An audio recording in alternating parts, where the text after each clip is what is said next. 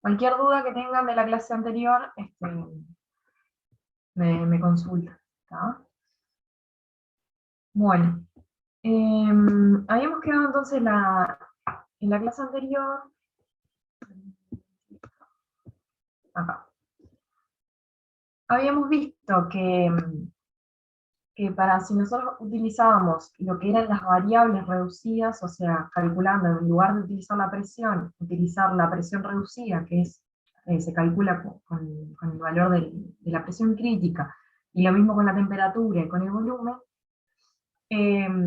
teníamos eso de que considerábamos que los gases estaban en estados correspondientes.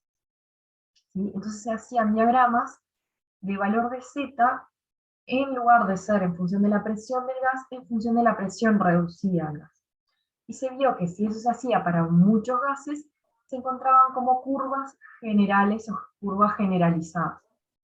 La utilidad de esto es que se pueden hacer diagramas de Z en función de la presión, ¿sí?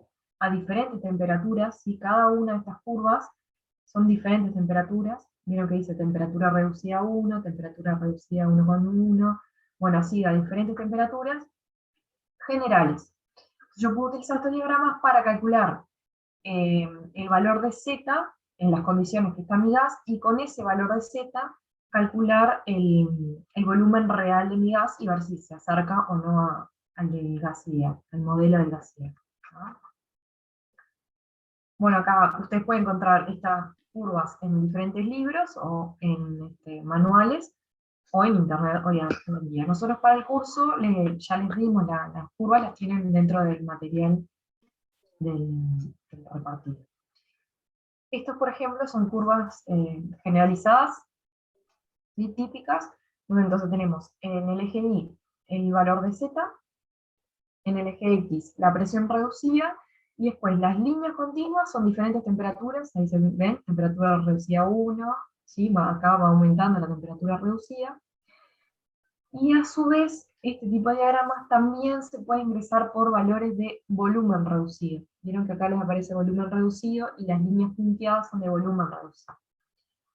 Yo ahora les voy a mostrar un ejemplo rápido de cómo trabajar con este diagrama, pero lo van a ver con Jorge ahora al final de la clase cuando vean los ejercicios. Capaz que lo paso un poco rápido, pero si tienen dudas me preguntan. ¿Cómo trabajar con este diagrama? Entonces vamos a trabajar con el ejemplo que habíamos visto hoy de la clase anterior del argón. ¿Ah? Vamos a suponer que nosotros tenemos argón a 302 Kelvin y 16 atmósferas. ¿No?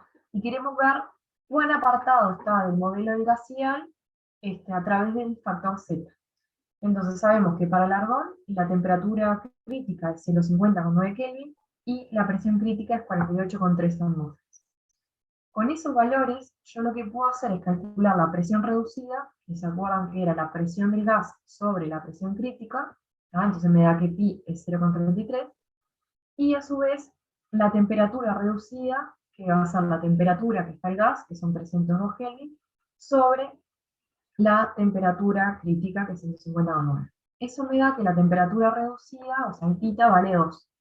Con esos dos valores, son los que yo tengo, o con esos valores los que tengo que ingresar en el diagrama de compresibilidad, ¿no?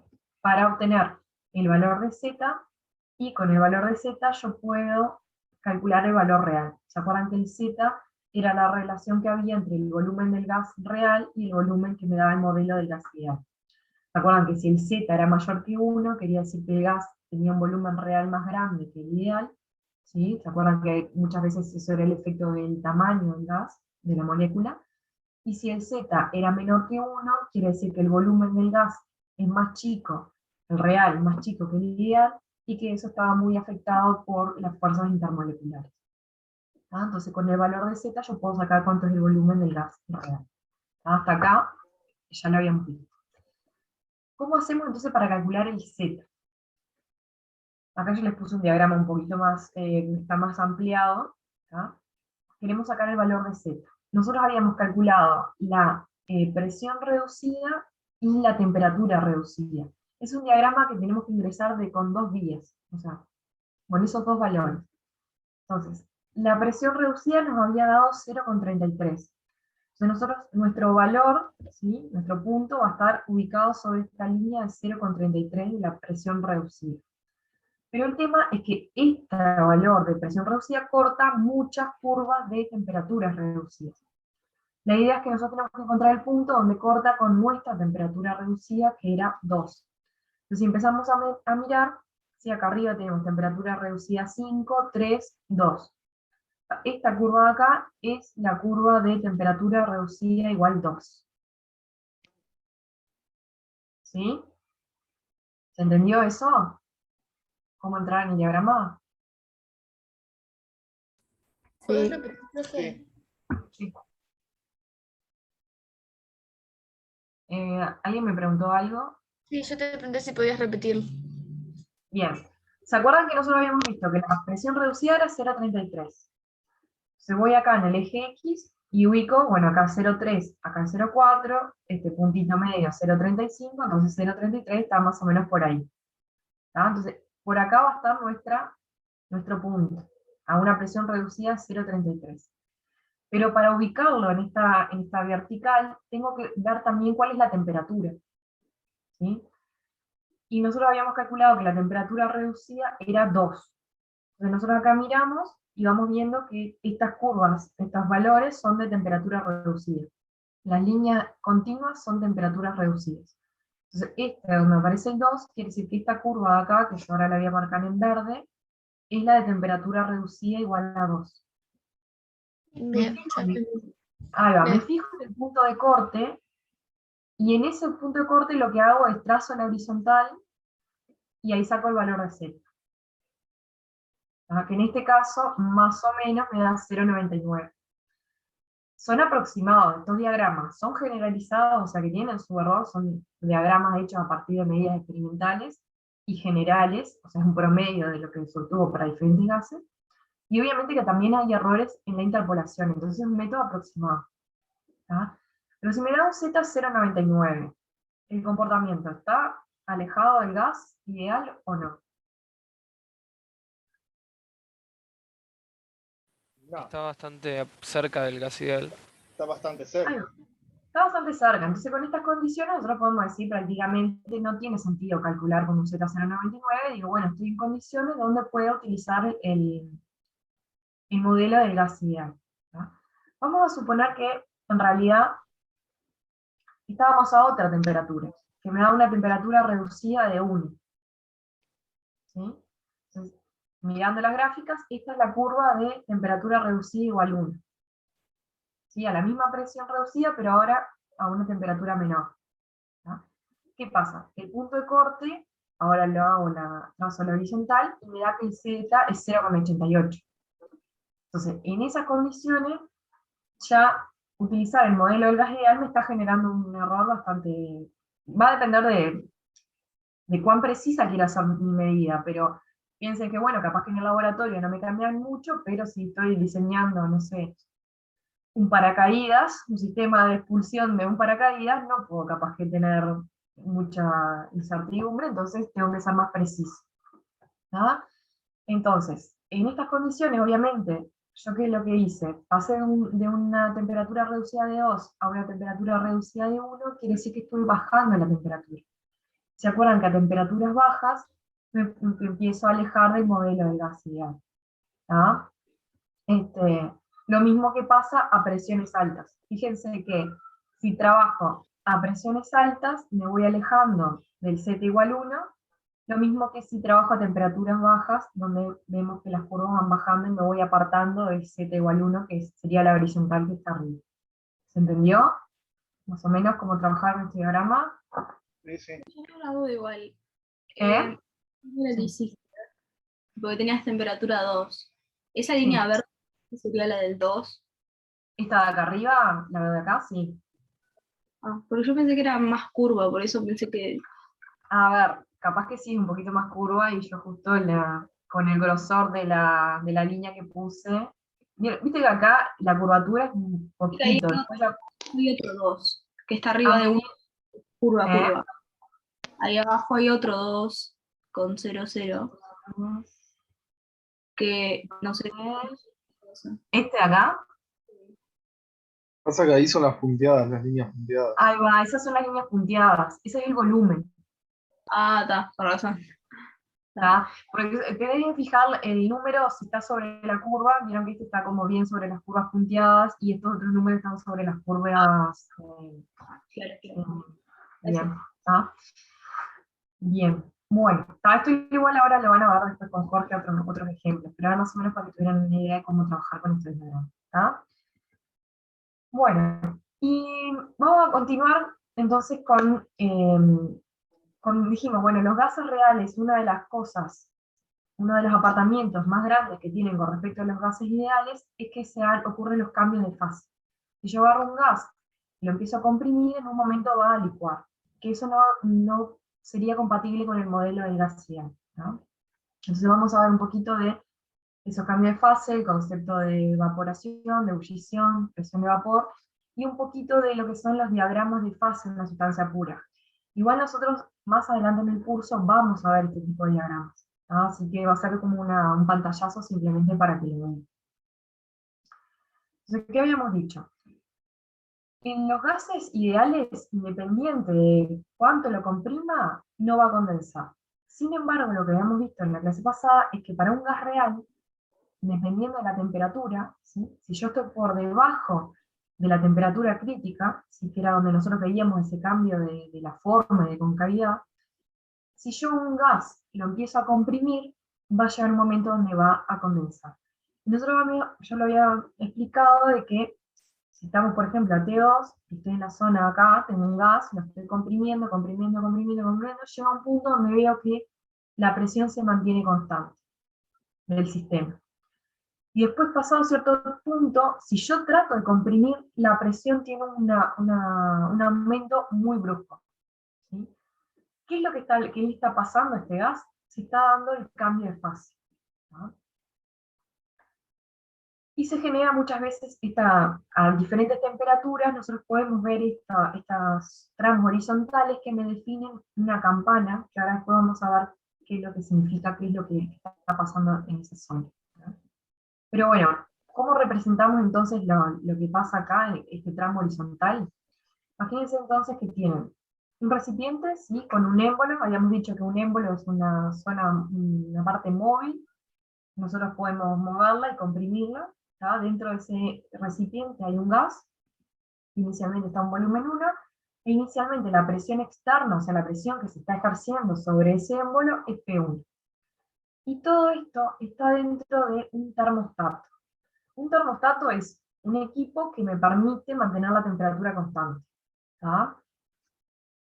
Entonces, imagínense que nuestro punto inicial, ¿sí? Nuestro gas está a la presión P1, ocupando un volumen T1 sobre la isoterma de T1. ¿Tá? Empiezo a comprimir el gas, a bajarle el volumen. Y lo que veo es que si la temperatura se mantiene constante, la presión del gas va a ir aumentando, ¿tá? Hasta que alcanzo el volumen B2. O sea, ahí lo que estoy viendo, lo que va a pasar es que por más que yo cambie el volumen, si comprima el gas, la presión no cambia. Esa presión es lo que nosotros conocemos como la presión de equilibrio, la presión de vapor. Lo que va a estar pasando es que yo estoy comprimiendo el gas, ¿sí? Pero como está condensando, genera que ese cambio de volumen, en realidad ese gas pasa a la fase de líquida y por lo tanto la presión se mantiene constante. Aunque el volumen es más chico, la presión es la misma porque tengo menos moléculas de gas chocando contra las paredes. Porque esas moléculas de gas ahora están en la fase gaseosa. ¿Se entiende por qué se mantiene constante la presión? Sí. ¿Dijiste que era el punto de condensación? Sí, ese es el punto donde condensa el gas. Si yo empiezo Bien. a comprimir y imagínense que esto es un recipiente cerrado, ¿no? Y yo no puedo ver lo que está pasando adentro.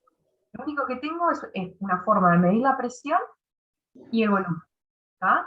Entonces ustedes ven que empiezan a bajar el volumen y la presión va aumentando. Pero llega un momento que ustedes siguen bajando el volumen, pero el sensor les marca que la presión es constante.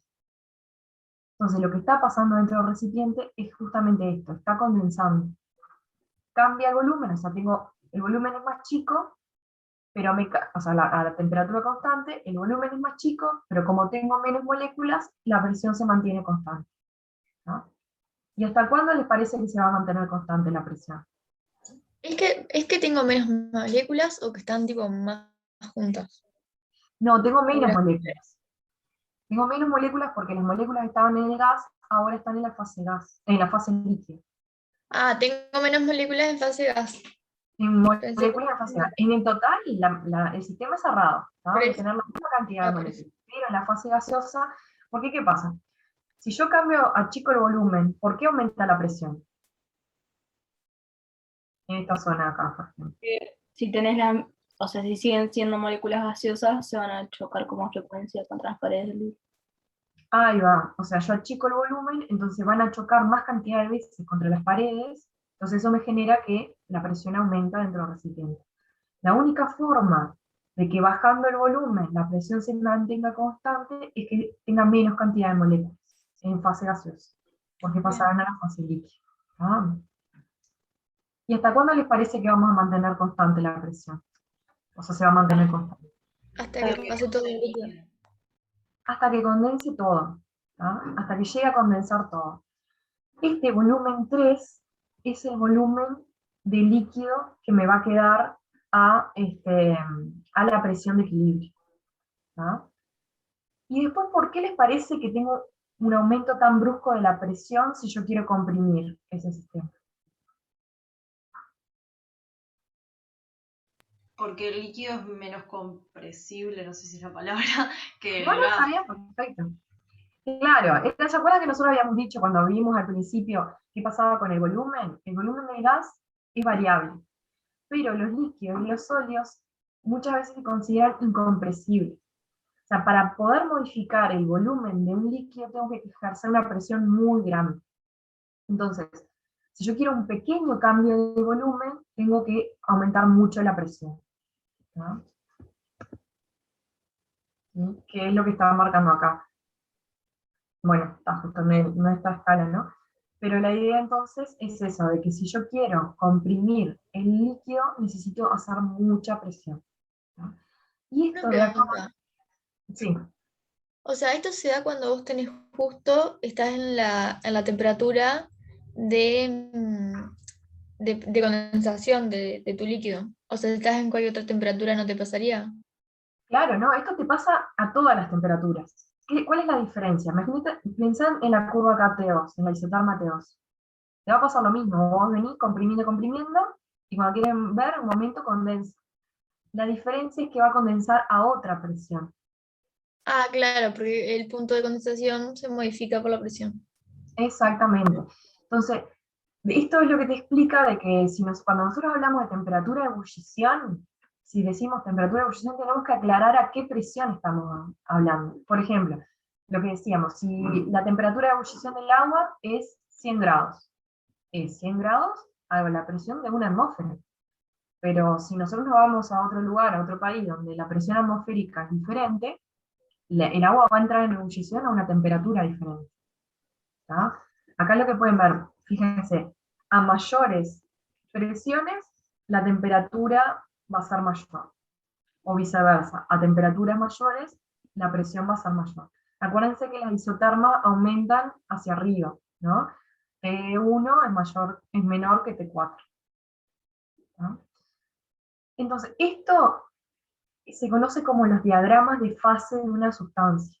¿Por qué? Porque yo puedo, si yo les digo, estoy a tal presión y tal temperatura, ustedes se ubican dentro del diagrama, y este diagrama les va a decir en qué estado está esa sustancia. Si está en estado gaseoso, si está en estado líquido, en estado sólido, o si está en equilibrio. ¿No? Entonces es muy importante eso. Si yo le digo, el agua está a 100 grados y 2 atmósferas, ¿en qué estado está? Líquido. Y capaz que está en estado líquido. Entonces tenemos que justamente ver eso. Para eso es la utilidad. Porque yo les digo el agua, pero si les digo una sustancia desconocida, valores de presión y temperatura, ni idea en qué fase está. ¿Tá? Entonces, estos diagramas son útiles por eso. ¿Tá? Bien. Que ahora vamos a ver un poquito los diagramas del agua y del CO2 para ver cómo son. Entonces, conceptos que hay acá. Presión de vapor de equilibrio. Es la presión a la cual el líquido y el vapor están en equilibrio, ¿sí? Es la presión que nosotros vimos ahí que se mantenía constante. Y dice a una temperatura dada. ¿Tá? Entonces, la presión de vapor va a depender de la temperatura. ¿Sí? La presión de equilibrio depende de la temperatura a la que estoy trabajando. Y ahí surge también el concepto de temperatura de ebullición. ¿Cuándo decimos que una sustancia entra en ebullición? Cuando la temperatura es de ebullición cuando la presión de vapor es igual a la presión externa. A ver, cuando nosotros decimos que el agua entra en ebullición a 100 grados y que la presión es, porque la presión es una atmósfera, ¿qué decimos? La presión externa es una atmósfera, ¿sí? Imagínense que estamos en un sistema abierto, ¿sí? Por ejemplo en el laboratorio, como nosotros acá en Montevideo, que estamos prácticamente al nivel del mar, y la presión atmosférica normal para nosotros anda alrededor de una atmósfera. ¿Sí? ¿Estamos de acuerdo con eso? Sí. Esa sería como la presión atmosférica, que es lo que acá se conoce como presión externa. ¿Tá? Entonces, el agua nosotros la empezamos a calentar. A diferentes temperaturas va a tener diferentes presiones de vapor. ¿Estamos de acuerdo? De equilibrio. Va a entrar en ebullición cuando la presión de vapor del agua sea igual a la presión externa. Y eso justo coincide cuando la temperatura son 100 grados. ¿Se entiende eso?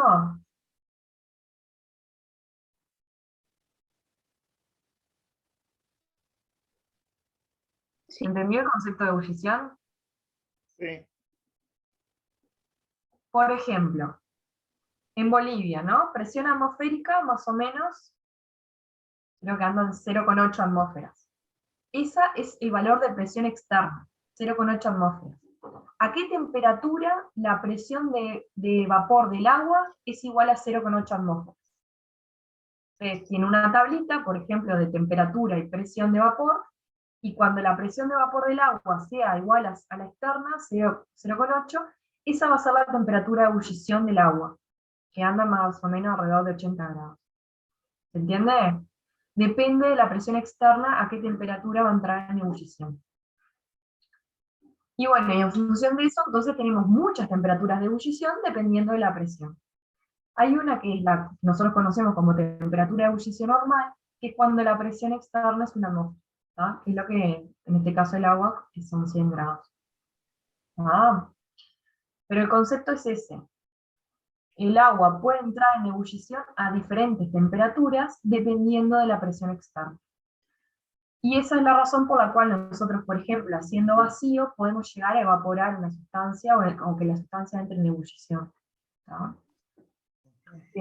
Es bastante útil en esa capacidad, ¿no? Bien, bien. A ver, Eso último que dijiste. Por eso nosotros.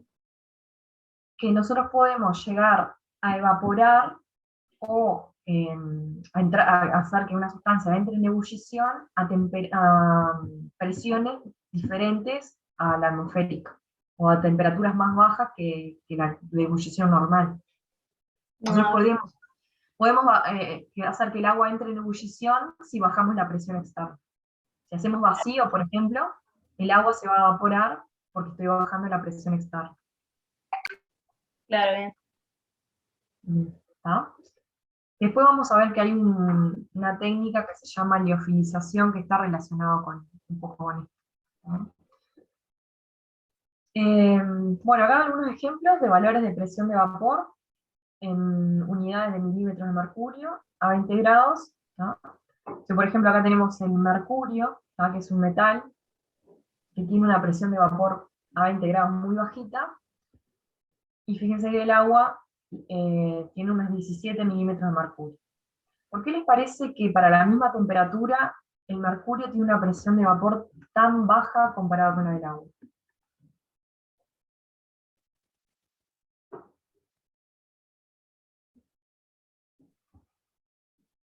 Por las fuerzas intermoleculares.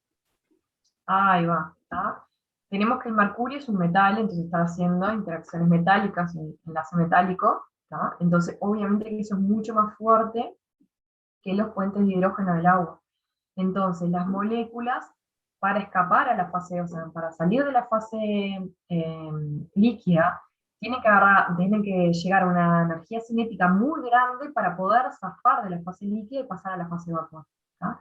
Para lograr ese aumento en la energía cinética de esas moléculas se necesita una temperatura muy elevada, ¿tá? Por eso es que, comparando a temperatura fija, es mucho menor la presión de vapor del mercurio comparado con la del agua. Y si miramos el CO2,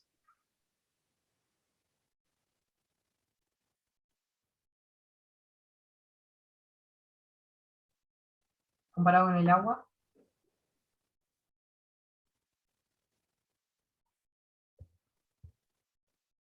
Y al revés, no son tan fuertes. Es en temperatura. ahí va, tenemos una molécula que es apolar, ¿tá?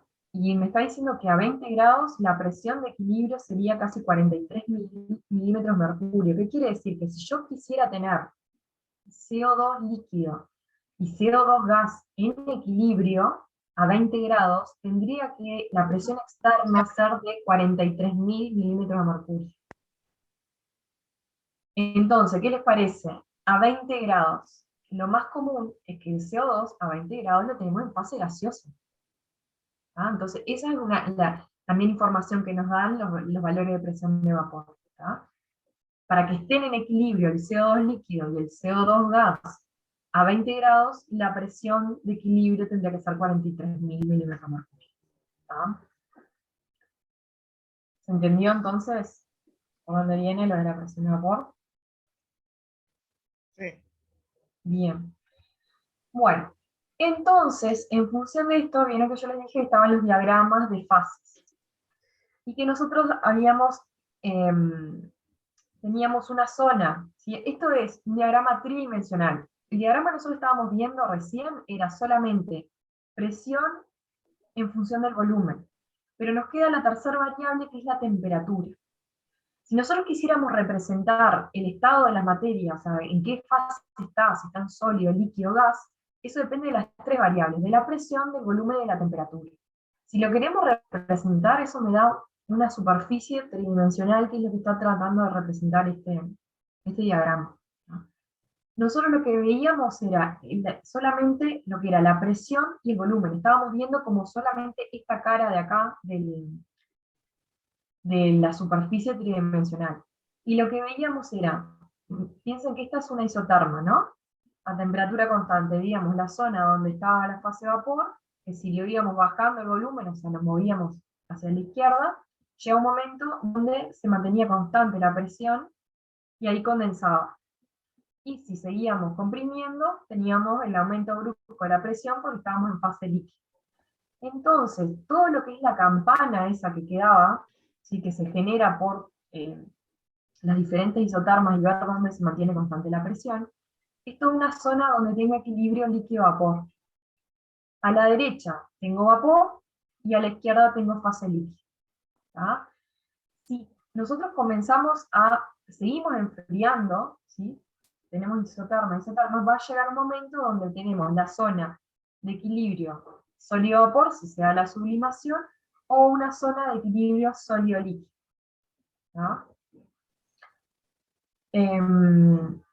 Entonces nosotros normalmente lo que hacemos es trabajamos con o el diagrama presión-volumen o con el diagrama presión-temperatura. ¿Cómo hacemos para trabajar con el diagrama presión-temperatura? Lo que se hace es proyectar esa superficie en un plano, que puede ser el plano presión-temperatura o el plano presión-volumen. Este es el que nosotros veíamos, ¿sí? Presión-volumen. Todo le venían las isotermas, la zona constante cuando se condensa el gas, y un aumento brusco de la presión en la fase líquida. Entonces tendríamos en esta zona acá tenemos vapor, acá adentro tenemos equilibrio líquido-vapor, de este lado tenemos líquido. Si seguimos comprimiendo, en un momento vamos a tener equilibrio sólido-líquido, que sería esta zona acá, y si seguimos comprimiendo, en un momento el líquido va a pasar todo al estado sólido, que sería esta zona acá, sólido. Y por acá abajo, esta zona de acá, es la zona de equilibrio sólido-vapor. ¿Ah? Y por encima, ¿se acuerdan de lo que sería la temperatura crítica? ¿Ah? Teníamos las isotermas donde el gas, por más que lo comprimiéramos, no condensaba. ¿Ah? Este punto de acá es el punto crítico que corresponde a la temperatura crítica. Si nosotros proyectamos ahora en el eje presión-temperatura, lo que se ve son estas tres ramas. El punto crítico se ha proyectado acá en el punto crítico. La línea de acá, que es lo que se conoce como el estado, la línea triple, en este diagrama, va a quedar como un punto triple. ¿Qué significa? ¿Por qué es una línea triple? Porque si nosotros nos encontramos justo sobre esa línea, van a estar en equilibrio sólido, líquido y vapor. ¿Tá? Es un punto en particular para cada sustancia. Tengo las tres fases en equilibrio, que es este punto de acá. ¿Tá? Y después voy a tener estas tres ramas que lo que me hacen son dividir distintas zonas y representar distintos equilibrios. ¿Tá? Lo vamos a mirar ahora en la siguiente diapositiva que nos queda aquí. ¿Tá? Esta es el gráfico si nosotros graficáramos presión en función de la temperatura. Nos quedan estas tres curvas, ¿sí? Cada una de estas curvas lo que representa son los equilibrios, ¿sí? Que separan a las diferentes fases. Tengo en esta zona la fase sólida, en esta zona la fase líquida y en esta zona la fase vapor. Esta línea lo que representa es la curva de sublimación, o sea, serían los puntos de temperatura y presión de sublimación. Esta curva de acá es la curva de vaporización que me representa la presión y la temperatura de vaporización. Y esta curva de acá es la curva de fusión que me representa la temperatura y la presión del cambio de fusión. ¿Ah? Entonces, ¿se acuerdan lo que nosotros decíamos que la temperatura de ebullición depende de la presión? Bueno, eso lo podemos ver bien claro en este diagrama. Si nosotros estamos a determinada temperatura y cortamos la curva de vaporización, nos va a dar cuál es la presión de equilibrio. Si cambiamos la temperatura, nos cambia la presión de equilibrio. O viceversa. Si cambio la presión, me cambia la temperatura. ¿Lo ven a eso? ¿Se entiende cómo funcionan estos diagramitas? Sí, ¿Ah? ¿Sí? Yo fijo la presión, voy a la curva y saco cuál es la temperatura de equilibrio. ¿Ah? Cambio la presión, y lo mismo para los tres cambios de los tres curvas de equilibrio. ¿Ah? Y acá era lo que yo les decía del diagrama presión-volumen con todas las zonas. Zona vapor, equilibrio líquido-vapor, líquido, equilibrio sólido-líquido, equilibrio sólido, y acá sólido-vapor. Y esta es la línea triple donde están en equilibrio las tres fases. ¿No? Un punto particular que nos quedaba en este diagrama, ¿sí? Es el punto crítico. ¿Se acuerdan que nosotros decíamos que por encima de la temperatura crítica el gas no condensaba? Y eso también se puede ver acá. ¿Ah?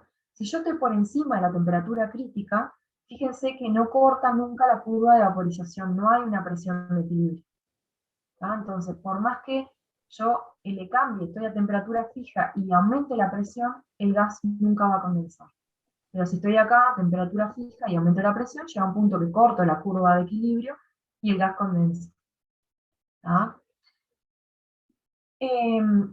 Entonces, acá hay un tema que es bastante interesante, que cuando uno piensa de pasar de la fase vapor a la fase líquida, siempre piensa en un momento donde se da el equilibrio. ¿Sí? Que un momento, como el esquema que mostré antes, en un momento voy a tener la fase de gas y la fase líquida, mientras está condensando.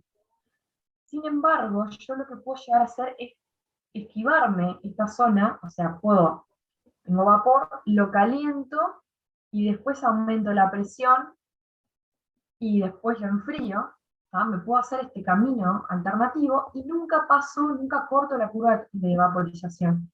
¿Tá? Esto es lo que se conoce como continuidad de estados. Puedo pasar del estado vapor al estado líquido sin ver el cambio de fase, sin ver la interfaz. ¿Tá? Yo busqué, ahora no encontré, hay unos videos en YouTube que muestran justamente esto, cómo pasar de una fase vapor a líquida, y no se ve la interfase, la zona donde condensa. Y por acá arriba, por encima entonces del punto crítico, se conoce lo que se conoce como fluidos supercríticos. ¿Qué son los fluidos supercríticos? Se pueden interpretar como un líquido que está casi que a la temperatura mínima que puede estar antes de pasar, perdón, un vapor que está a la temperatura mínima que puede estar antes de pasar a la fase líquida, o un líquido que está a una temperatura máxima antes de pasar a la fase de vapor. Es como tienen propiedades que no son ni de líquido ni de vapor, sino que es una mezcla de esas propiedades. Por ejemplo, son tan fluidos como como un vapor, como un gas, pero por ejemplo tienen las propiedades de un solvente líquido. ¿Por qué me refiero o le presento esto? Porque son fluidos muy interesantes para utilizar en todo lo que es química sin solventes, ¿no? Se utilizan los fluidos supercríticos, por ejemplo, para hacer extracciones de compuestos de interés, por ejemplo, de aceites esenciales o compuestos farmacológicos, sin utilizar solventes orgánicos, ¿tá? Es muy común utilizar el CO2 supercrítico, o sea, el dióxido de carbono supercrítico, en condiciones de presiones muy altas, ¿sí? Se hace pasar el CO2 en estas condiciones supercríticas sobre la muestra, ¿sí? Y después simplemente por un cambio de presión libera el CO2 a la atmósfera. Entonces tengo al final mi extracto sin solvente, ¿tá? Entonces es muy interesante el trabajo con fluidos supercríticos. No sé si alguna vez habían escuchado hablar de este tipo de fluidos. No, nunca. Pero no funcionaría como una interfaz, o sea, es algo diferente. Claro, es algo diferente. Está en una condición que no es ni líquido ni vapor, tiene como las propiedades intermedias, porque está como en el límite de las dos cosas. No es ni uno ni otro. Por eso es como, es fluido, por ejemplo, o sea, por eso es fácilmente lo puedes bombear a través de la muestra. Imagínense que ustedes hagan una extracción con un gas, ¿sí? Tienen, por ejemplo, una muestra sólida, ¿sí? Por ejemplo, en Facultad de Química, en la parte de grasas de aceite, los que hagan alimentos, capaz que lo ven, trabajan con fluidos supercríticos. Entonces, pones la muestra sólida. Yo trabajé hace un tiempo extrayendo aceite esencial de orégano, ¿no? Entonces ponían en el equipo orégano seco, sólido, y el fluido pasa a través de la muestra. Entonces piensen en un gas pasando a través de una muestra sólida, es muy fácil que pase, ¿tá? Esa es la fluidez que tienen los fluidos supercríticos. Pero a su vez tienen la capacidad de extraer compuestos, en este caso compuestos polares, como que si fuera un solvente líquido, ¿tá? Y después simplemente abrimos una válvula, se libera el CO2 en forma de gas, y en el vial les queda el extracto sin solventes, ¿tá? Para todo lo que son aplicaciones para alimentos y para productos farmacéuticos que tienen que ser consumidos por la persona, que no tenga solventes orgánicos es súper importante. Entonces, es muy interesante el trabajo con estos fluidos, ¿tá? Bien, bueno, y acá les muestro un ejemplo de diagrama de fases del agua, cómo sería el del agua, ¿tá? Con algunos puntos importantes, ¿sí? ¿Se acuerdan que a presión atmosférica nosotros decíamos que la temperatura de ebullición del agua es 100 grados, ¿tá? Eso lo podemos ubicar entonces en la curva de equilibrio líquido-vapor. Y a su vez, si vamos a la curva de equilibrio sólido-líquido, sabemos que a 1 atmósfera la temperatura de congelación del agua es 0. ¿tá? Y así nosotros podríamos utilizar este diagrama para sacar las diferentes temperaturas de equilibrio a diferentes presiones. Y otra cosa importante, bueno, es el punto triple, ¿sí? Que en este punto coexisten las tres fases. Tengo sólido, líquido, vapor, vieron que se cortan las tres curvas de equilibrio, y el punto crítico, por ejemplo, para el agua, anda en 373 grados Celsius, perdón, y unas 200 atmósferas. Entonces, si yo quiero trabajar con agua supercrítica, tengo que superar esas condiciones. ¿tá? Está trabajando por encima de 200 atmósferas y de casi 400 grados. Sin embargo, para el CO2, ¿sí? Este es el diagrama para el CO2, fíjense que el punto crítico del CO2 son 73 atmósferas y 31 grados. O sea, es bastante más fácil lograr estar en condiciones supercríticas con el CO2 que, por ejemplo, con el agua. Y esa es una de las razones por las cuales se utiliza el CO2 como fluido superfísico. Después, fíjense que a 25 grados, si yo quisiera tener a 25 grados CO2 en equilibrio líquido y vapor, necesito por lo menos unas 67 atmósferas. Otro punto interesante, dijimos el punto triple, que para el CO2 está en menos 56 grados y 5 atmósferas. Y fíjense que el punto triple del CO2, la presión del punto triple, es mayor a la presión atmosférica. ¿Por qué eso es importante? Porque fíjense que si nosotros estamos a una atmósfera, ¿sí?, y 25 grados, ¿sí?, ¿qué hacemos? A una atmósfera y 25 grados cortamos, estamos en la zona de vapor, ¿tá?, que es lo que nosotros normalmente tenemos, que es el CO2 en estado gaseoso a presión atmosférica. Sin embargo, si nosotros a presión atmosférica empezamos a enfriar, cuando llega a menos 78,2, el CO2 no condensa, sino que directamente pasa al estado sólido. ¿Sí? ¿Por qué? Porque el punto triple está por encima de la presión atmosférica. Fíjense que en el agua, si nosotros cortamos, tenemos el vapor, lo vamos comprimiendo, lo vamos enfriando, en un momento condensa, tengo el líquido, voy enfriando el líquido, en un momento solidifica. En condiciones, acá estamos, condiciones atmosféricas. Sin embargo, el CO2 directamente no pasa al estado líquido, sino que pasa al estado sólido. ¿Ah? Y esa es la razón por la cual también se trabaja con el CO2, el hielo seco. ¿Sí? El hielo seco es CO2. ¿Ah? O sea, a presión atmosférica, cuando nosotros tenemos hielo seco, lo que vemos es eso que sale como vapor o como humo, que lo utilizan mucho para efectos, es simplemente el pasaje del CO2 sólido al estado de vapor en condiciones atmosféricas. ¿Ah? Entonces, por eso son muy útiles este tipo de diagramas. Este tema lo van a tratar más adelante en el curso y van a ver todas las curvas, cómo se hacen cálculos teóricos y las ecuaciones matemáticas que rigen estas curvas, ¿no? Bien, acá tenía el dibujito de cuando el CO2 pasa del estado sólido al estado gaseoso, ¿no?, que sublima. Bien, y ahora vamos a lo que nos queda, los últimos minutitos de las fases condensadas. El estado líquido, hablando de viscosidad y algunas otras propiedades como el coeficiente de expansión térmica y de compresibilidad. Bueno, una característica que tienen las fases condensadas era que decíamos que no tenían ecuaciones de estado porque las fuerzas intermoleculares eran tan grandes en comparación con la energía cinética que era difícil hacer ecuaciones generales. ¿Tá? Y en particular nosotros ahora lo que vamos a ver es la viscosidad y cómo también las fuerzas intermoleculares están relacionadas con esta propiedad que es la viscosidad. Cuando hablamos de viscosidad, ¿qué les surge a ustedes en la mente? Ahí va, ¿verdad? ¿Sí? No, no sé si está bien, la resistencia que tiene un líquido a que pueda fluir libremente, no sé si está bien el concepto. No, está perfecto. Es justamente la resistencia que tiene un fluido a moverse cuando yo le ejerzo una fuerza. ¿Tá? Entonces, está relacionado con el movimiento, o sea, la propiedad, la viscosidad surge cuando yo pongo en movimiento un fluido. ¿Tá? Esto pasa tanto para el líquido como para los gases que también son fluidos. ¿Tá? Pero entonces tengo que poner en movimiento un fluido. Muchas veces la viscosidad se confunde con la densidad de un líquido. ¿Tá? ¿La densidad con qué está relacionada?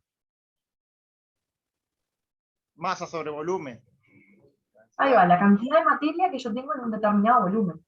Yo puedo hablar con la densidad de una sustancia y no tiene nada que ver si la sustancia se está moviendo o no se está moviendo. ¿Tá?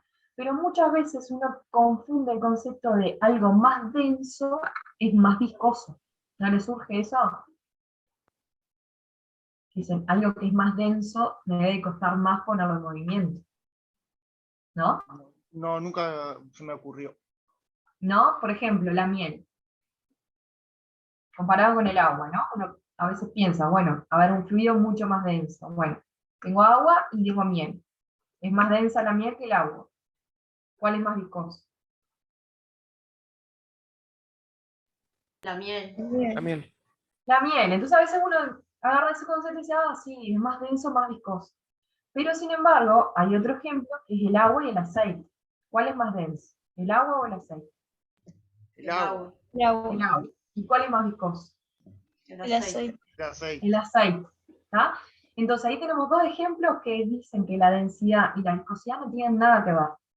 La densidad está relacionada con la cantidad de materia que tengo en determinado volumen de esa sustancia. Y la viscosidad está relacionada con el movimiento, cuando yo pongo en movimiento esa sustancia. ¿Tá? Eso es importante que tengan claro. ¿Cómo se definen ecuaciones o se llegó al concepto de viscosidad? Bueno, lo típico que va a aparecer en todos los libros es este ejemplo donde se ponen dos capas, dos placas, ¿sí? Dos placas de superficie A, de área A, separadas de una distancia I. Y dentro de esas placas yo coloco el fluido que quiero determinar la viscosidad, ¿no? ¿Y qué es lo que se hace? La placa abajo la mantengo fija y a la placa de arriba yo le hago una fuerza, pero en sentido tangencial. No una fuerza perpendicular, sino en el sentido en que quiero que se mueva el fluido. ¿Tá? En este caso, en sentido tangencial. Cuando yo le aplique esa fuerza, ¿qué va a empezar a pasar con la placa de arriba? Se va a Se va a mover. mover a la Se va a derecha. mover. ¿Y qué pasa con el fluido que está dentro de esas capas, de esas placas? También se va a mover. También se va a mover, ¿tá? Pero ¿cuál es el problema? O sea, el problema no, ¿cuál es la realidad? Se va a mover, ¿sí? El fluido que está cerca de la placa de arriba se va a mover con una velocidad similar a la velocidad de la placa. Pero a medida que voy bajando, ¿sí? Las diferentes capas de fluido, la velocidad va a ir bajando. ¿Y por qué les parece que va a ir bajando la velocidad del fluido, de las capas de fluido? Imagínense las capas de fluido como que si fueran capas de fluido que se están moviendo unas sobre las otras. ¿Por qué se van a ir enlenteciendo? Capaz tiene que ver con la interacción entre las moléculas más cercanas a la placa de arriba con las siguientes, que no van a estar interactuando con todas, entonces no se van a mover todas, y a su vez esas, que ya no son todas las que se están moviendo, van a interactuar con algunas de las de abajo y así, y cada vez llega como menos. Ahí va, está relacionado con eso, se va perdiendo, ¿sí? La fuerza, o sea, con la que se mueven, o sea, están rozando las capas de fluido. Entonces estoy perdiendo energía por rozamiento. Y ese rozamiento está relacionado con las fuerzas de atracción también entre las propias moléculas. Si yo tengo moléculas que se atraen mucho entre sí, para poder mover esas capas una sobre la otra, la fuerza que tengo que hacer es mucho mayor. ¿Tá? Entonces, eso es lo que está pasando. El rozamiento que se da entre las capas haciendo que tenga un perfil de velocidad. ¿Tá? Y en función de eso, sí, Newton, aparte de estudiar, bueno, obviamente la primera ley de Newton de fuerza de igual masa por aceleración, también estudió lo que es la viscosidad de los fluidos y también tiene lo que es la ley de Newton de la viscosidad. ¿Y qué encontró?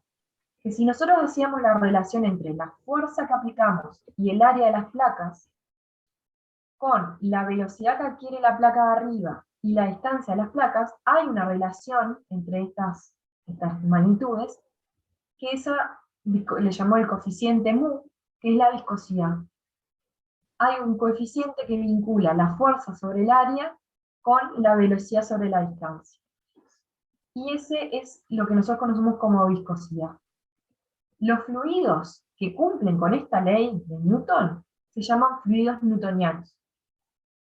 ¿Cuál es la característica de los fluidos newtonianos? Que la viscosidad es constante. O sea, no depende de la fuerza que yo aplique, ni de la velocidad, ni de la distancia, de nada. Esos fluidos tienen una viscosidad constante. Ejemplo típico del fluido newtoniano es el agua. ¿Tá? Yo puedo ir a un handbook y buscar para determinada temperatura, en la viscosidad del agua vale tanto. No importa de la fuerza ni de la velocidad con la que yo esté moviendo al agua. El agua es un típico fluido newtoniano. Una Sin pregunta. embargo, sí. ¿El aire también se le puede considerar un fluido newtoniano? Sí, vos podés buscar, bueno, lo que pasa es que ahí vas a tener que fijar las condiciones, ¿no? Siempre, ¿no? De temperatura y presión como para que te quede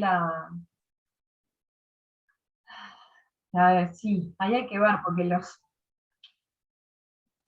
gases depende, el volumen cambia, y te cambia la densidad de partículas. Tendrías que considerar la densidad constante, ¿se entiende?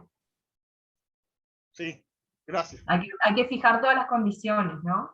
Porque si te está cambiando la densidad del gas, o sea, la cantidad de partículas que están chocando no es la misma, no es lo mismo mover un gas a una temperatura que mover el gas a otra temperatura. ¿Tá?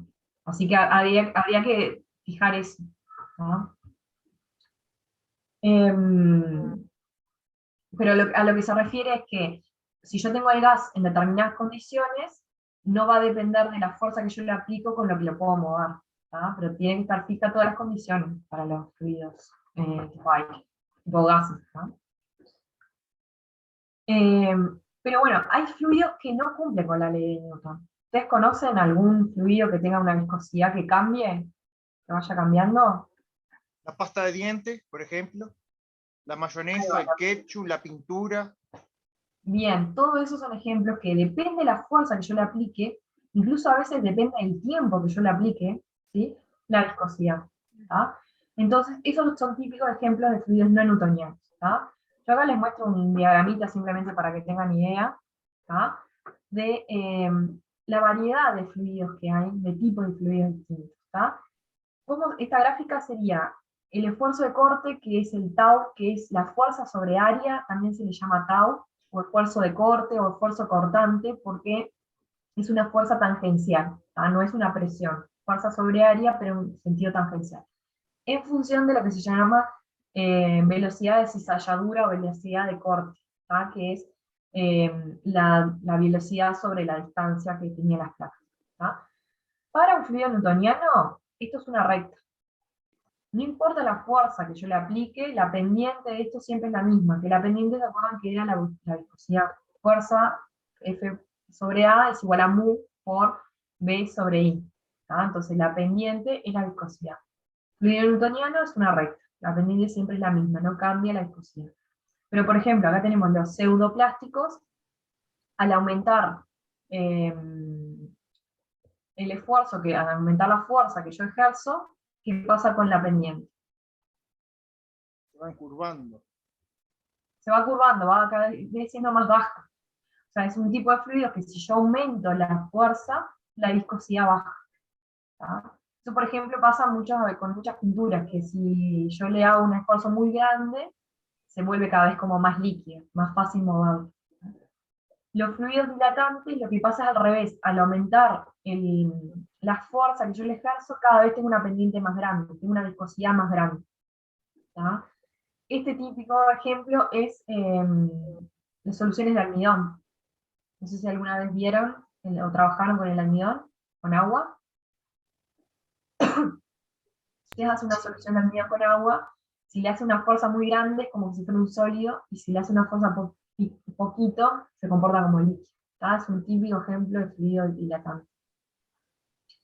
Y después tenemos, por ejemplo, los que son fluidos tipo de Bingham, que esto es, por ejemplo, la de la pasta de dientes, que necesitan un esfuerzo mínimo para empezar a moverse. Fíjense que si no superan este esfuerzo mínimo, no se mueven, la velocidad es cero. Y eso nos pasa con la pasta de dientes. Empezamos a apretar, no sale, hasta que apretamos mucho y sale todo de golpe. ¿Tá? Es eso, necesita un esfuerzo mínimo para empezar a mover. Y esto está relacionado con las fuerzas intermoleculares y con la forma de la molécula. Cuanto más grande y más complejas son las moléculas, más posibilidades de que el rozamiento sea mayor entre las moléculas al moverlo y más difícil moverlo. ¿Tá? Esto es bastante interesante y bueno, sería tema para un curso entero solamente hablar de la viscosidad de los fluidos. Simplemente ustedes después van a tener una práctica, que en este caso va a ser visual en este año, pero que van a hablar sobre viscosidad. ¿No? Bien. Bueno, estos son diferentes tipos de viscosímetros, algunos que se basan en, por ejemplo, en rotar y medir la fuerza que se ejerce que necesita rotar el equipo para mantener cierta velocidad. Este es un equipo donde se pone la muestra y se mide el tiempo que demora en escurrir. Acá también tienen el que vamos a usar en el laboratorio, que es el viscosímetro tipo de Oswald. Que no voy a entrar en todas estas deducciones, pero bueno, es un tubo en U, y lo que hace es se coloca el fluido que nosotros queremos medir, y lo que tiene son como dos marquitas, A y B, un reservorio, y acá hay un capilar. Entonces la idea es que nosotros llevamos el líquido hasta acá arriba, lo dejamos que fluya, y lo que se mide es el tiempo que demora en pasar entre todo el líquido, entre la marquita A y la marca B. Entonces, ¿qué les parece? ¿Un fluido más viscoso demora más o menos tiempo? Más. Más tiempo, ¿tá? Entonces, se relaciona, hay una ecuación que relaciona el tiempo que demora en escurrirse con la viscosidad. Vieron que son inversos, más viscoso, más tiempo, perdón, que son directamente proporcionales, pues esto pasa por el otro lado. Más viscoso, demora más tiempo. Una ¿Ah? pregunta. Sí, ¿Ese pi sería la presión crítica o es una constante? La constante pi. ¿dónde estamos? Ah, no, esto pi es de pi, de 3,14. Está, perfecto. Acá Gracias. simplemente porque este pi aparece porque este volumen es el volumen de líquido que pasa a través del volumen del capilar. ¿Ah? Entonces depende del radio, o sea, está relacionado con la sección, ¿ah? Del capilar. Entonces esto sería el volumen que pasa a través del capilar, el radio del capilar, el largo del capilar. Este delta P es la diferencia de presión que hay, porque hay una diferencia de alturas. Si se acuerdan la ley de la hidrostática, si hay una diferencia de altura, hay una diferencia de presión. Entonces con esta ecuación, muchas veces lo que se hace es, se mide un líquido de referencia y se mide el líquido de interés. Y lo que se sabe es que el volumen, si coloco la misma cantidad, el volumen que pasa, que es esto, este líquido que está contenido acá, el volumen es el mismo, entonces puedo igualar ambas ecuaciones y me independizo de todo lo que sean los parámetros del capilar, que es lo que se hace acá.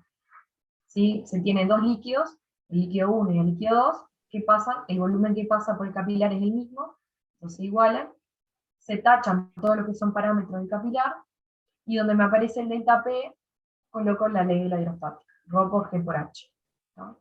Se eliminan todo lo que son términos en común, y me queda una ecuación, esto lo van a ver en el práctico, por eso lo estoy pasando medio rápido, porque si no, no nos da el tiempo.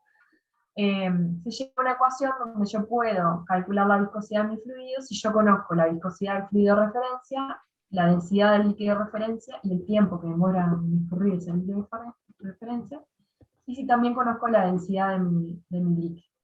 ¿Por qué la densidad? Porque eso va a estar relacionado con la diferencia de presión, aparece por la ley hidrostática. ¿Ah? Entonces esta es la forma que nosotros utilizamos en el laboratorio para medir la viscosidad de los fluidos. ¿Ah? Pero hay otros equipos también que no lo van a ver en este año, pero bueno, sepan que existen diferentes formas de medir la viscosidad. Bueno, acá algunos datos de viscosidad para diferentes fluidos. Miren, acá faltan las condiciones en las cuales se da este valor de su P para el aire. Pero fíjense, bueno, que en función que el fluido va siendo cada vez más complejo, la viscosidad va aumentando. Fíjense que la glicerina, que es una molécula que tiene varios carbonos y que tiene una estructura, es muy viscosa comparado con el agua, 500 veces más viscosa, a la misma temperatura. ¿Tá? Y otro detalle también es que la viscosidad depende de la temperatura. A medida que aumentamos la temperatura, la viscosidad baja. ¿Se acuerdan lo que decíamos? Que al aumentar la temperatura, aumentaba la energía cinética de las moléculas y las fuerzas intermoleculares empezaban a ser cada vez más despreciables en función de la energía cinética. Bueno, eso está relacionado con la viscosidad. Cuanto más temperatura, más energía cinética tienen las moléculas, más fácil va a ser desplazarlas entre sí las moléculas. ¿Ah? Bien. Bueno, y lo último que nos queda es lo de los coeficientes de expansión térmica y de compresibilidad. Nosotros habíamos dicho que los fluidos, que los líquidos y los sólidos eran incompresibles, porque considerábamos que el cambio de volumen con la temperatura y la presión era prácticamente despreciable, comparado con el gas. Sin embargo, es poco lo que cambian, pero cambian. Y hay casos donde ese cambio de volumen puede llegar a ser importante y hay que tomarlo en cuenta. ¿No? Entonces, el volumen cambia con la temperatura y cambia con la presión. Y bueno, va a haber un parámetro que va a relacionar ese cambio de volumen con la temperatura y el cambio de volumen con la presión. Y eso se define en dos coeficientes. Uno que es el coeficiente de dilatación cúbica, que relaciona el cambio de volumen con el cambio de temperatura, y tiene esta definición: alfa es igual a 1 sobre b por la derivada del volumen con respecto a la temperatura a presión constante, ¿tá? Y otro coeficiente que es el de compresibilidad isotérmico, que es kappa, que relaciona el cambio de volumen con el cambio de presión a temperatura constante, ¿tá? Entonces, estos dos valores, o sea, se pueden llegar a despejar el de B de T a presión constante, que me va a quedar, despejándolo, me queda alfa por B, y también se puede despejar esta derivada de acá, que me va a quedar menos kappa por B. Entonces, se puede llegar a cómo cambia el volumen de una fase condensada con la temperatura y con la presión, va a depender de esos coeficientes de dilatación cúbica y de compresibilidad isotérmica. Esta ecuación, para tener una ecuación de trabajo, hay que integrarla, ¿tá? ¿Sí? Si nosotros, no vamos a hacer la deducción, pero si nosotros integramos esa ecuación considerando que el volumen cambia, aunque sea poquito, el volumen del líquido y de los sólidos cambia, se llega a esta ecuación que relaciona el cambio de volumen de la fase condensada con la temperatura y con la presión. También aparece que suponer que el volumen cambia, pero es poquito, entonces muchas veces para llegar a una ecuación se llega a esta acá. En la integración se hacen suposiciones de que el volumen cambia poco. Toda la deducción de cómo se llega a esta ecuación está al final del repartido, que no lo vamos a hacer ahora porque no nos da el tiempo, ¿no? Pero son las dos formas que hay de trabajar. Esta es una forma más exacta y esta es una forma más aproximada, pero que es más fácil de calcular que trabajar con logaritmos, ¿no? Bien, entonces lo que decía, ¿por qué es importante? ¿En qué casos? Acá vemos algunos ejemplos de en qué casos sí es importante considerar la dilatación de por ejemplo, en este caso, dos sólidos. Y una son las vías del tren, ¿tá? Las vías del tren, ¿sí? Si miramos, tienen lo que se llaman juntas de dilatación. No es rígida, sino que tiene una junta que permite cierto juego, cierto cambio. Si no tuvieran esto, se podrían llegar a deformar las vías. Las vías soportan mucha temperatura y mucha presión. Cuando pasa el tren, obviamente la presión que se ejerce sobre esos puntos son muy altos, y también por fricción la temperatura aumenta mucho.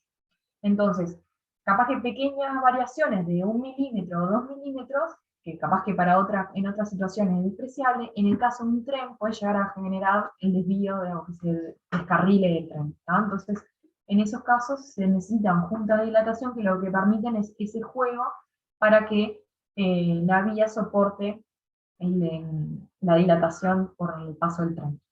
Y también otro caso que también a veces tenemos problemas son cuando tenemos juntas esmeriladas que se engripan las juntas. ¿Cómo hacemos para, por ejemplo, una forma fácil de desengripar juntas? Es, por ejemplo, colocarle, si se puede, material que se me engripó en el freezer. Nosotros lo hemos solucionado muchas veces, ¿sí? ¿Qué hacemos? Entonces ahí lo que estamos fomentando es que se comprima el material, y muchas veces eso ayuda a desengripar, ¿tá? Entonces, bueno, esto es lo que es importante, bueno, que en algunos casos es importante. Yo por acá tenía algunos valores para que tengan una idea de cuánto es el alfa y el beta, que por ejemplo para el hierro anda en el orden de por 10 a la menos 6, el alfa, y el beta por 10 a la menos 12. O sea, esos términos son muy pequeños, entonces las variaciones de volúmenes que me dan son muy pequeñas, ¿tá? Pero hay casos como estos que siguen siendo importantes. Bueno, a ver, Jorge. Bueno, te dejé media hora. ¿Alguna duda que tengan de esto?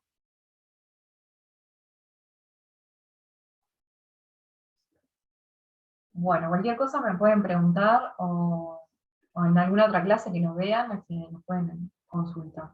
Bueno, voy a dejar de compartir, Jorge, así te conectás vos. Vale.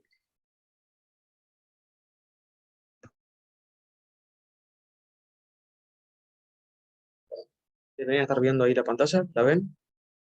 Sí, se ve. Impecable. Sí, Bueno, vamos a aprovechar los 25 minutos que me dejó Loisa. No es media hora. Gracias, Era, gracias. Bueno, vamos a comenzar con la primera clase de problemas.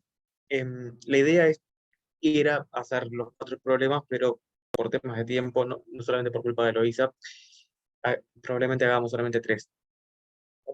Así que vamos a comenzar primero con el primero, justamente. Bueno, nos habla del factor de compresibilidad Z, que para el nitrógeno a menos 50 grados y 800 atmósferas de presión vale 1,95, y a 100 grados y 200 atmósferas es 1,10. Cierta masa de nitrógeno nos dice aparte que ocupa un volumen de 1 litro a menos 50 grados y 800 atmósferas, o sea, las condiciones del primer caso que describía. Lo que nos pide es calcular el volumen ocupado por esa cantidad de nitrógeno a 100 grados y 200 atmósferas, o sea, las condiciones de la parte 2, digamos. ¿Bien? Bueno, habla de factor de compresibilidad Z. ¿Qué se les ocurre que vamos a usar entonces?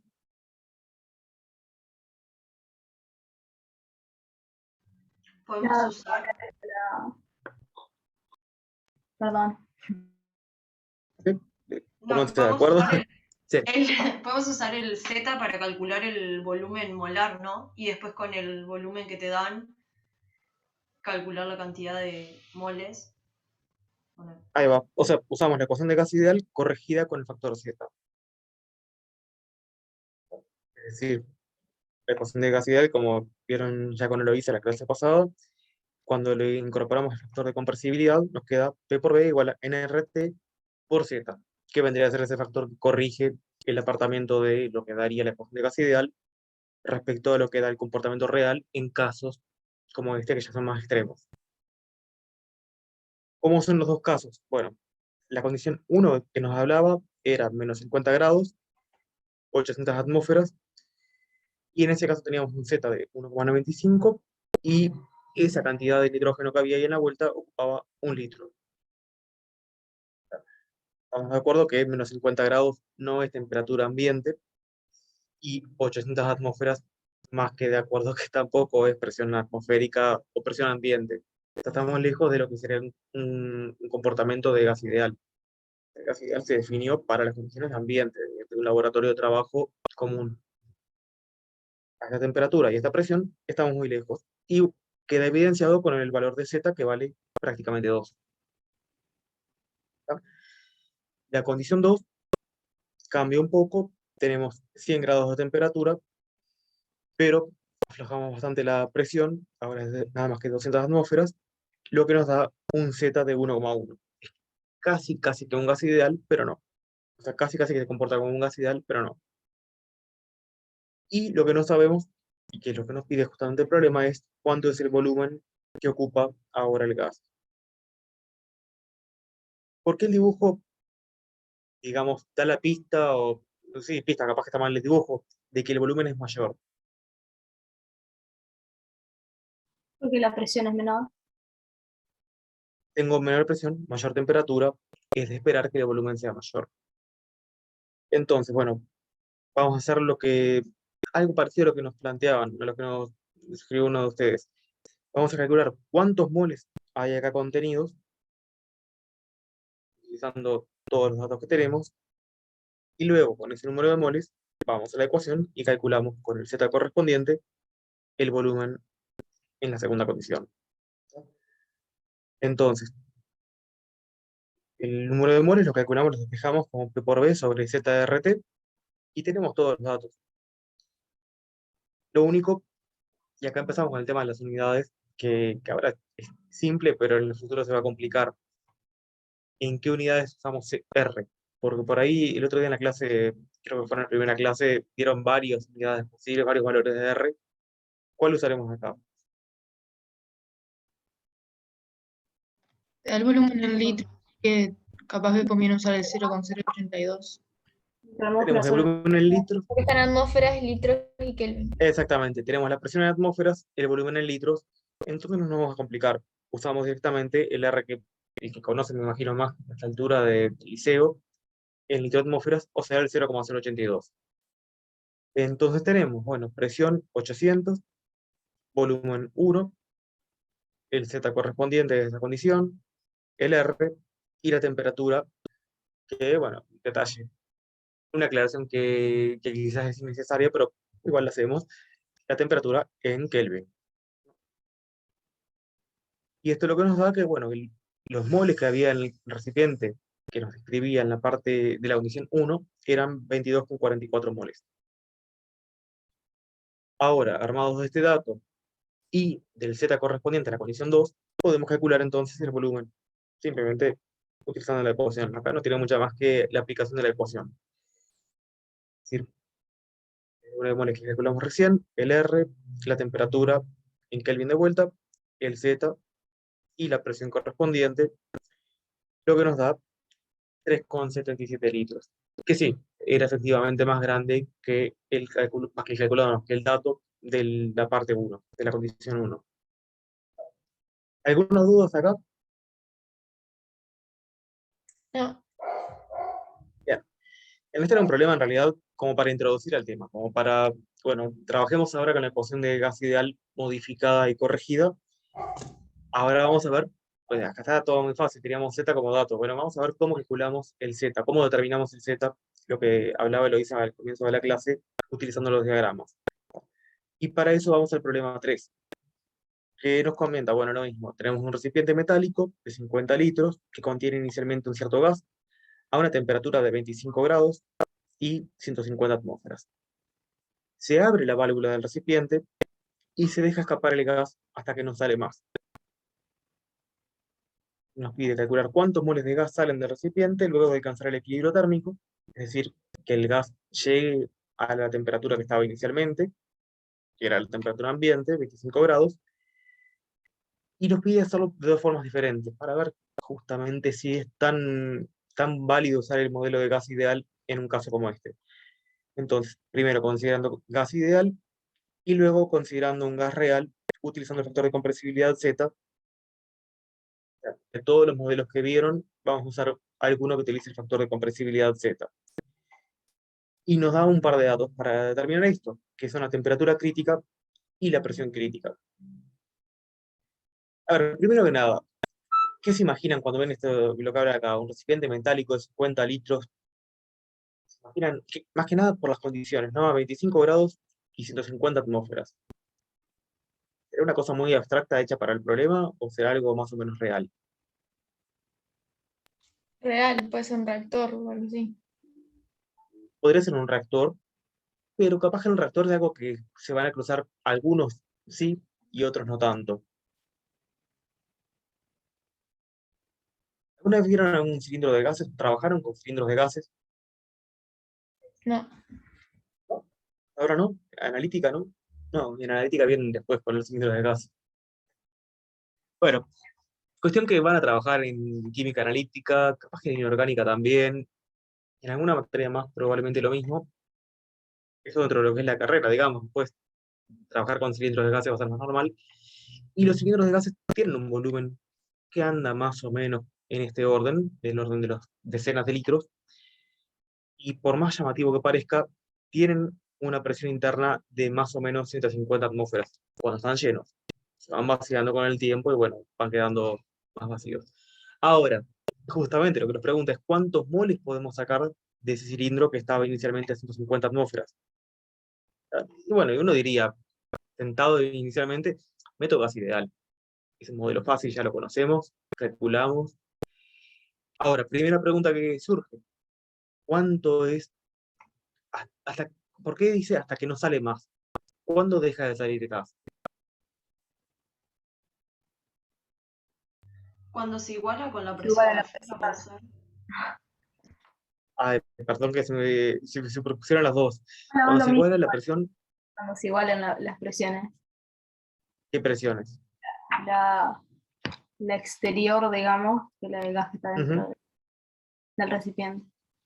Ahí va. O sea, no va a quedar vacío el cilindro. Por más que querramos, no va a ocurrir eso.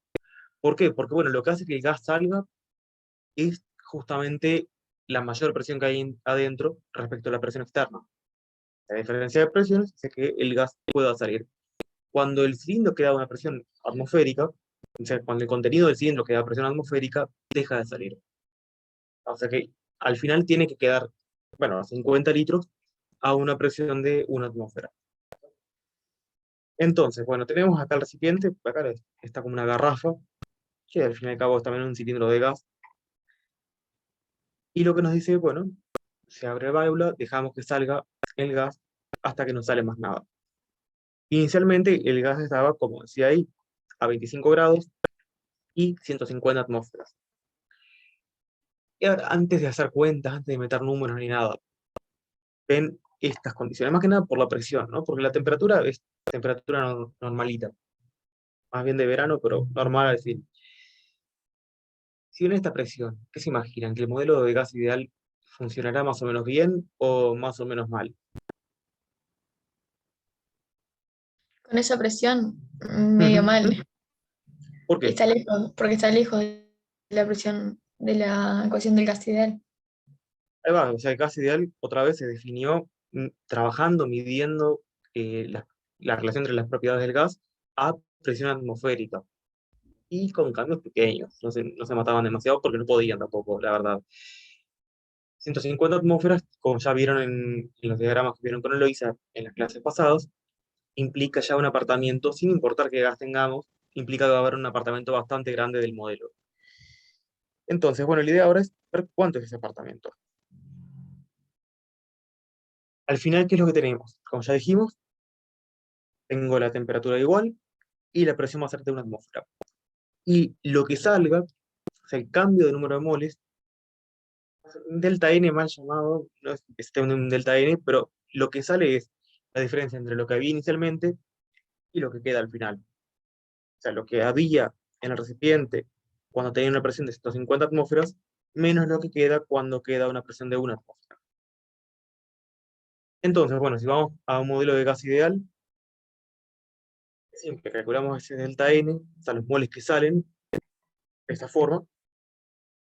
Podríamos sacar, o sea, acá está ya un poco trabajada la fórmula, sería P por B sobre RT menos P por B sobre RT. Y acá lo que hicimos fue sacar factor común P sobre RT, porque el volumen del recipiente es constante, la temperatura también, y el R es una constante.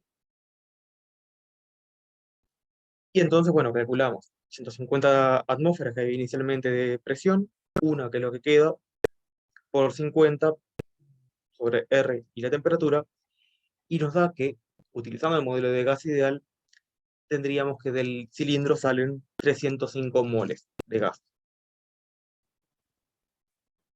¿Queda claro eso? Sí. Bueno, entonces, pasemos ahora el cálculo más prolijo con un modelo de gas real.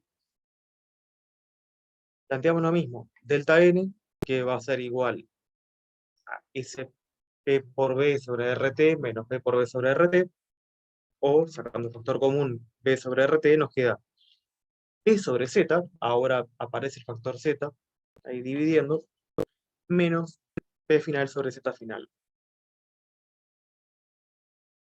La presión la conocemos.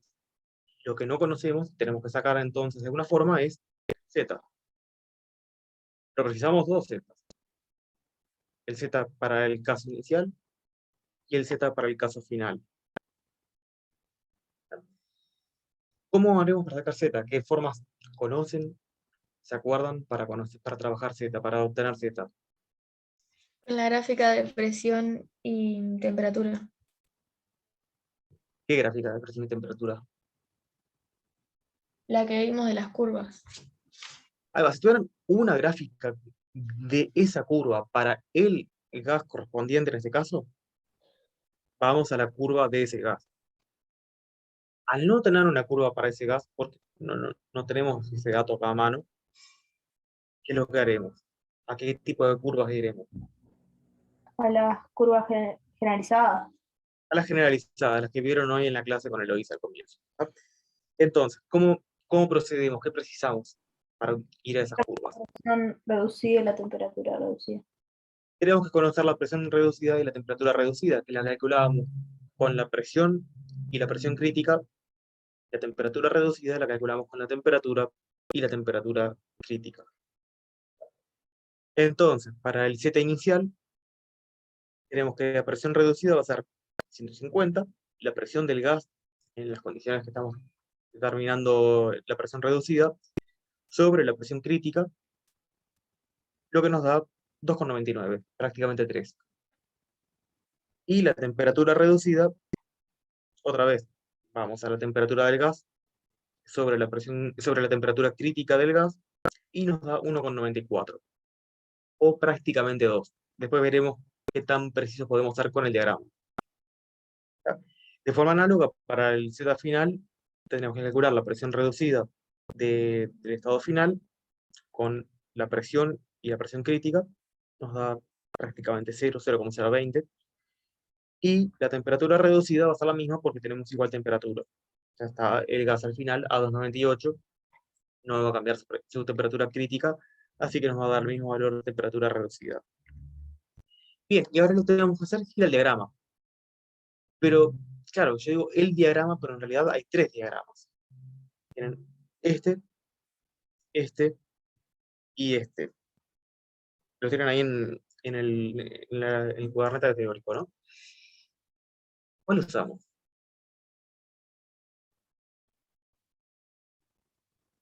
De vuelta, uno, otro, u otro.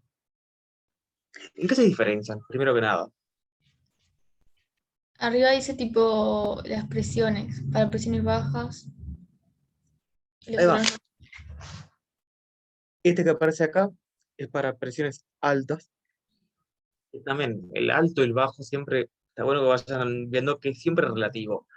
En este caso, altas implica presiones reducidas de entre 0 hasta más o menos 40. Más o menos no, más que 40 lo tenemos. Y el de presiones medias, intermedias, llega hasta 7, nada más. Y el de presiones bajas llega a 1. Y, para ponernos en contexto, teníamos acá una presión reducida de 3. ¿Cuál usaremos? Entonces, ¿cuál nos conviene usar? ¿Este que llega a 40, este que llega a 7, o este que llega a 1? La depresión media. Ahí va, con este nos llegamos. Así que este queda descartado. Este, si ven cómo está el grado de detalle del diagrama, a presiones bajas, o relativamente bajas, como 3 en este caso, no tenemos casi nada dibujado. O sea, recién tiene utilidad cuando tenemos presiones de, digamos, 10 para arriba, que ahí vemos bien claramente las líneas y podemos sacar entonces estimando bastante más prolijo. En cambio este, entre 0 y 7, o sea, justo 3 que está en el medio, nos da bastante buen detalle. Con lo cual podremos sacar, dentro de lo que nos permite el diagrama, que no es tampoco una precisión del 99%, podemos sacar un valor bastante aceptable. ¿Cómo hacemos entonces? Bueno, paramos en el diagrama y nos paramos en el valor de presión reducida que tenemos como dato. En este caso era 2,99, o sea 3. Ahí le dibujamos acá una línea azul para que quede bien claro. Una línea bastante gruesa. ¿Y con qué cortamos para sacar el valor de Z? Con la temperatura. Ahí va, con la temperatura. Si tuviéramos el volumen reducido, podríamos hacerlo con el volumen, pero tenemos como dato la temperatura reducida. Entonces, tenemos que buscar la curva de temperatura reducida que corresponda a 1,94, ¿verdad, no? Sí. Bien. ¿Tenemos una curva de 1,94 acá? No. no, tenemos Si de vemos 2 bien, y de 1,8. tenemos una de 2 y una de 1,8. ¿Cómo hacemos entonces? No sé, la que está más cerca. Bien, podríamos, según el caso, podríamos trabajar con la que está más cerca, o en este caso que vemos que hay bastante distancia entre las dos, vemos entre una y otra hay bastante distancia, y esa bastante distancia está reflejada con un número grande de cuadraditos, o sea, de valores de Z.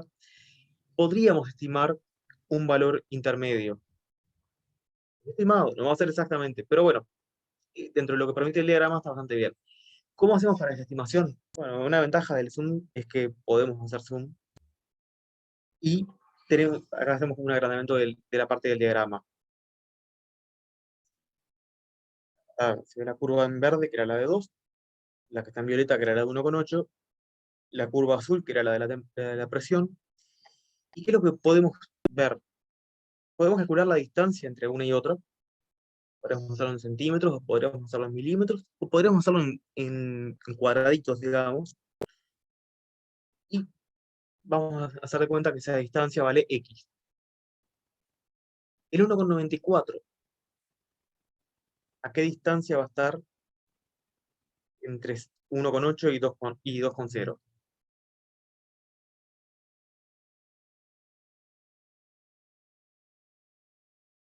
¿Qué preguntaste? ¿El que nosotros queremos o la mitad? El que queremos, 1,94. Ahí va, la mitad, ¿cuánto sería? Igual. Y va a estar X sobre 2. Ahí va. X sobre 2, ¿y cuánto valdría en temperatura reducida? La curva que estuviera pasando más o menos por la mitad. 1,90. Sería más o menos de 1,90. Entonces, la de 1,94 debería estar a la mitad de la Un mitad, o sea, cuarto, más o menos. a Ahí va, 3 3 cuartos de la de 1,8. Entonces, bueno, midiendo cuánto vale el 3 cuartos de esta distancia, de la distancia X, podemos ir después al eje Y y ver cuánto vale el valor de Z. ¿Va? En este caso lo tenemos, y es 0,95 más o menos. Esto está estimado igual siempre con un medio ojo.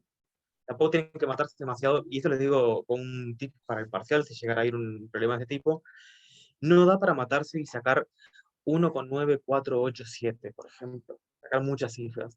¿Por qué no? Porque estamos de acuerdo, no me acuerdo si lo mencioné o lo hice en la clase, pero estas curvas, como son generalizadas, son obtenidas como, digamos, promedio de varios valores medidos para varios gases, tienen un cierto grado de error. Según el gas que tengamos, según las condiciones, puede andar entre el 2-3% hasta el 15% más o menos. Entonces, está bueno sacar un valor un poco más prolijo que 0, más bien que 1, como podría decir alguno medio apresurado, pero tampoco se maten para decir 0,9, ya como les dije, 0,9, 4, 7, 8, no. 0,95 está bastante bien. 2 cifras de precisión está bastante bien. Bueno, ¿quedó claro cómo es el procedimiento para sacar un valor de Z? Sí. Igual ¿Sí? ahí vos decís que es a 3 cuartos y vas tipo. Después tenés que calcular cuánto valdría eso entre 0,9 y 1, ¿no? ¿Cómo entre 0,9 y 1? Claro, tipo, Claro, vos sí, le sí, está bien. O sea, yo lo que medí, a ver si lo puedo ver de vuelta acá, es la distancia entre la curva violeta y la curva verde.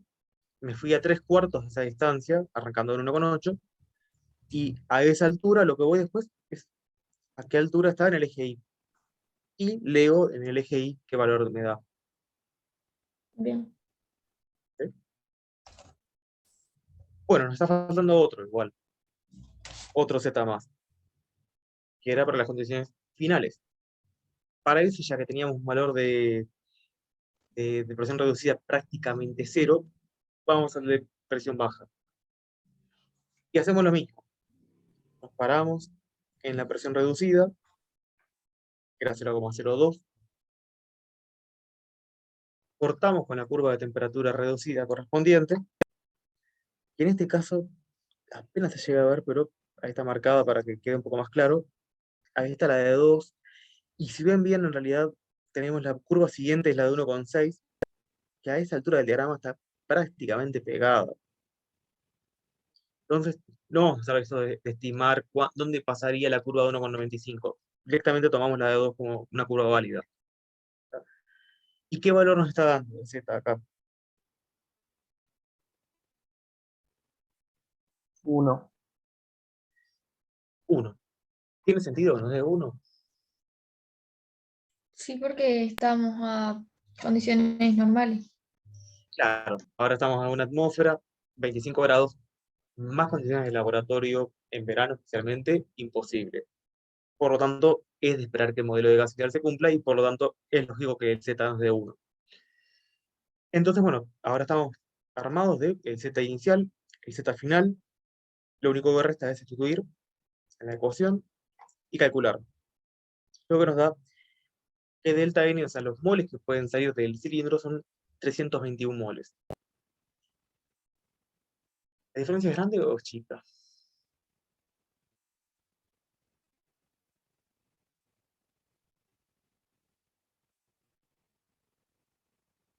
Y el otro había dado 300,5. Ajá, 305. 305. No Es sé, mucha depende de diferencia, qué es poca nivel es diferencia. grande, chico. Y depende del gas que sea. Capaz que si es oxígeno, un gas medio barato, o aire en cilindro, y bueno, haber calculado 15 moles más, 15 moles menos, en 300, es un 5% nada más. Capaz que no es tanta la diferencia. Ahora, si tenemos un gas caro, esa diferencia de cálculo nos puede costar varios cientos de dólares.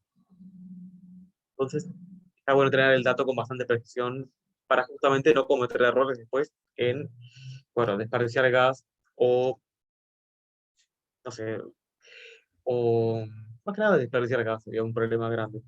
¿Está? ¿Quedó claro? ¿Quedó alguna duda, algo que no haya quedado claro del problema? No. Bien. Entonces, ya estamos en la hora, pero vamos a pasarnos 5 o 10 minutos más, así hacemos un problema más, porque así metemos el otro modelo que no vimos todavía, que no vimos aplicado, que está en el problema 4. El problema 4, otra vez nos menciona, tenemos 1 kilomol de metano a 320 Kelvin y una presión que está dada en 1000 newton por metro cuadrado, pero también nos la convierten a atmósferas, casi 600 atmósferas de presión, y nos piden estimar el volumen del recipiente que precisamos para almacenar ese kilomol, o sea, esos 1000 moles de metano, según diferentes modelos. La ley de gas ideal, la ecuación de Van der Waals y las gráficas generalizadas como vimos recién. Y para eso nos dan un montón de datos, porque ahora nos está pidiendo hacerlo de todas las formas posibles, para comparar todo. Nos da A y B. ¿Qué son A y B? ¿Para qué lo vamos a usar? Son La ecuación de Van der Waals. para la de Van der Waals. Son las constantes para la ecuación de Van der Waals, ¿sí? No son otras cosas raras, ya lo vieron, ya lo conocen. Y TC y PC, temperatura crítica y presión crítica, que vimos recién en el problema anterior, que nos servían para calcular Z. Entonces, vamos a plantear los datos en limpio, sin tanta letra. Tenemos temperatura de 320 Kelvin, presión 592 atmósferas y número de moles 1000. Si vamos al modelo de gas ideal, vamos a la ecuación conocida, B igual a NRT sobre P, y despejamos que el volumen vale 44,3 litros. Entonces yo voy a la ferretería, compro un bidón de 44 litros, que voy a almacenar los 1000 moles de metano. ¿Y qué se imaginan? ¿Me servirá? ¿No me servirá? ¿Entrará todo? ¿No entrará todo? Y no estás en las condiciones de gas ideal, así que puede que te quede distinto. No sé ¿Me si es puede que quedar te chico? sobra o que te falte, pero. Ah, ese es el tema. ¿Me puede quedar chico o puede quedar grande? Si me queda chico, marché. Si me queda grande, bueno, cambiará la presión interna, pero está. A menos que no fuera algo muy crítico, si la presión interna era algo crítico, marché también. Vamos a calcular entonces con los modelos que ya conocemos. Vamos primero con el que no conocemos, que era el que nos pedía primero. La ecuación de Van der Waals. ¿Se acuerdan cómo era?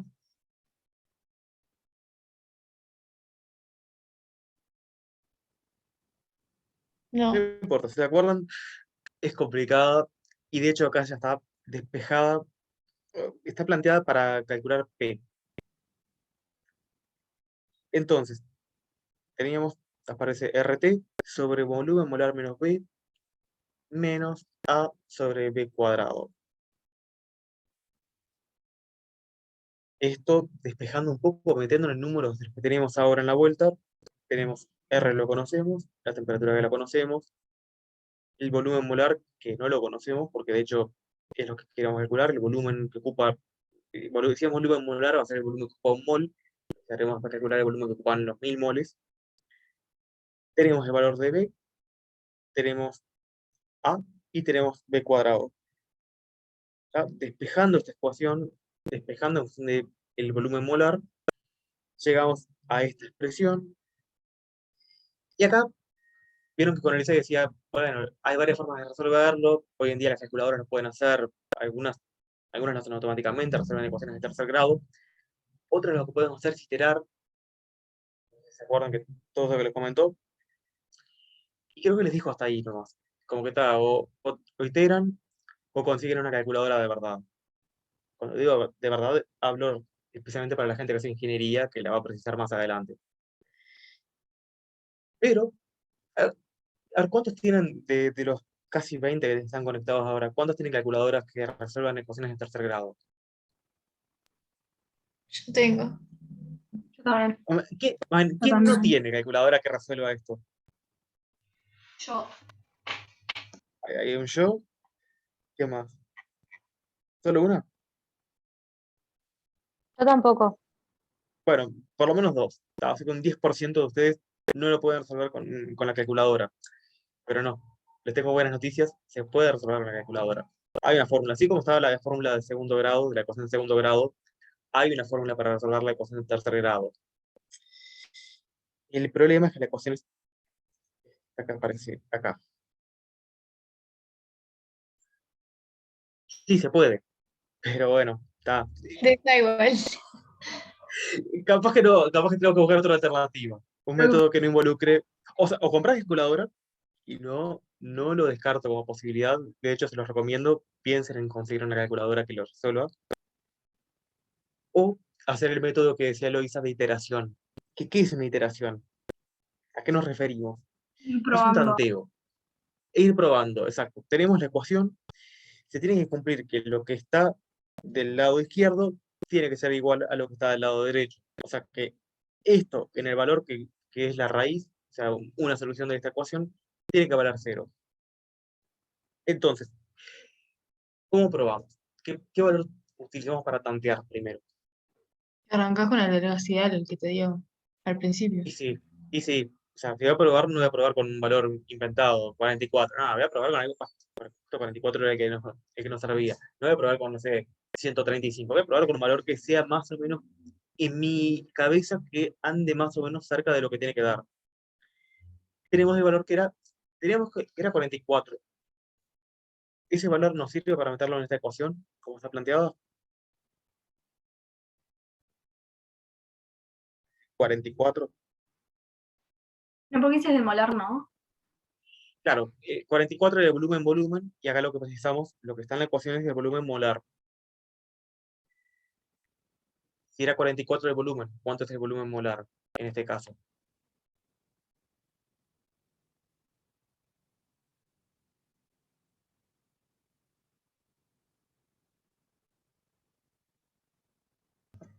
¿44 por 10 a la menos 3? Ahí va, lo divido entre 1000. Si era 44 el volumen de 1000 moles, el volumen por mol va a ser 44 por 10 a la menos 3. Y acá empezamos a probar, en realidad hicimos un poco de trampa, con un valor casi 44, 0,045. Vamos a la ecuación, metemos donde dice B, o B molar más bien, metemos 0,045, calculamos, y también acá lo que hicimos fue pasar el término independiente para el otro lado, y bueno, y lo que nos dio es que no, esto no es una igualdad. 8,6 por 10 a la menos 5 no es igual a 1,6 por 10 a la menos 4. De hecho, es el doble. Este es el doble que esto, más o menos. Así que esta no es la solución. El volumen del gas no va a ser 45 litros.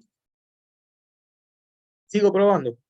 ¿Tá? Y acá, para simplificar, vamos a pasar a probar mágicamente con un valor que, o casualidad, nos da igual. Así metemos 66,1, calculamos, y nos da una igualdad. 1,63 es igual a 1,63. Así que encontramos la solución. el volumen molar es 0,0661 litros por mol. Lo que implica un volumen total ocupado por los 1000 moles de gas de ¿cuánto? 1000 veces eso. ¿Sí? ¿Me siguieron? ¿O fue muy rápido? Sí, se entendió. ¿Sí? Bien. Bueno, pasamos a lo último. Entonces, ya de arranque lo que estamos viendo acá, que el recipiente aquel de 45 litros más o menos, nos iba a quedar chico, muy chico. Vamos a ver ahora cuánto nos da si utilizamos otro modelo diferente. El que ya utilizamos en el problema pasado, las gráficas generalizadas. Para eso, otra vez más, calculamos cuánto vale la presión reducida con la presión del gas y la presión crítica, y lo mismo con la temperatura reducida con la temperatura del gas y la temperatura crítica. Una pregunta. Sí. El tema del volumen molar, ¿cómo es que se define? O sea, para pasar de volumen molar a volumen, es multiplicar por 1000 nomás. Y en este caso porque eran 1000 moles. Ah, El porque volumen molar es la que volumen dice sobre el número de moles. Como teníamos que eran 1000 moles, es multiplicarlo por el número de moles. Gracias. Bueno, tenemos estos valores, 12,93 y 1,68. ¿A qué gráfica vamos? ¿Nos sirve la gráfica de hoy, la intermedia? No. Tenés que ir a No, la porque alta. llegaba hasta 7 y tenemos que ir a la alta entonces. Entonces vamos a la alta y nos paramos. Ya ven que la escala acá no nos permite ser tan prolijos de repente. Tenemos que pararnos en presión reducida de 13, prácticamente. Metemos ahí la línea azul en este caso para que quede más claro. ¿Y qué temperatura? 1,68 decía.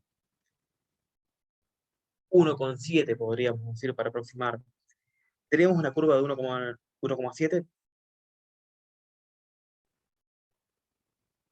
Tenés de 1,6 y 1,8, ¿no? Tengo de 1,6 acá, no sé si están viendo el puntero, y 1,8. Es decir, esta que está ahora marcada en violetita y esta que está marcada en verde. Y como se ve, a la altura de la presión que tenemos, prácticamente coinciden. Y en el medio tendría que estar la de 1,7. Medio es ahí un punto, si tuviera un diagrama muy, muy grande, a lo mejor podría verlo, pero acá es par de píxeles. Entonces, bueno, tomamos el punto de corte, tomamos el medio y medimos a qué altura está en el eje Y. Lo que nos da entonces, estimando también, 1,33. Tenemos las diferentes rayitas, vamos poniendo los cuadraditos, y estaría más o menos en 1,33. El Z.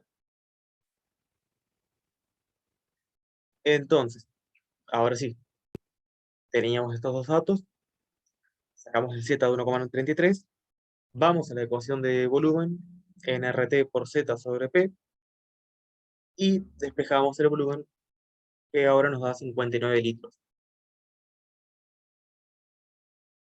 Y entonces, bueno, la pregunta puede llegar a ser, ¿cuál conviene usar?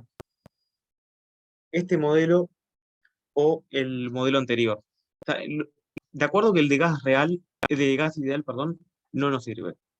Queda muy lejos de cualquiera de los dos valores calculados.